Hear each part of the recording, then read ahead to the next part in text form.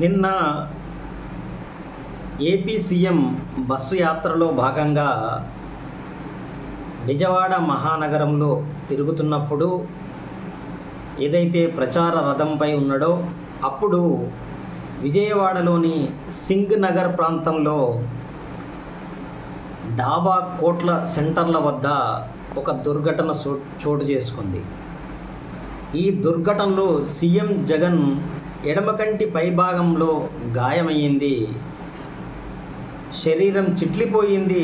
జగన్తో పాటు ఆయన పక్కనే ఉన్న ఎమ్మెల్యే ఎల్లంపల్లి సైతం గాయపడ్డారు. దుండుగలు గుల్లేరుతో గురి తప్పకుండా కొట్టినట్టు పోలీసులు అనుమానిస్తున్నారు. గుల్లేరు పట్టుకొని దానితో రాయిని జగన్ ముఖం పైన కొట్టడం, ఆయనకు గాయం కావడం బాధాకరం.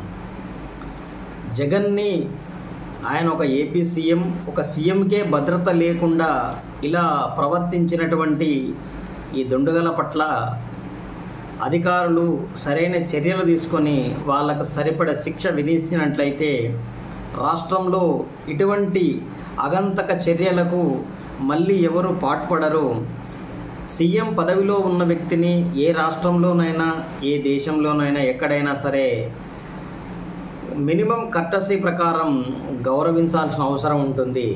కానీ ఈ గౌరవాన్ని లోపించిన విధంగా వీళ్ళు తెలంగాణ కాదు ఆంధ్రప్రదేశ్ ప్రజలు ఇట్లా ఒక దుష్ట కార్యానికి పాల్పడడం అనేది బాధాకరం.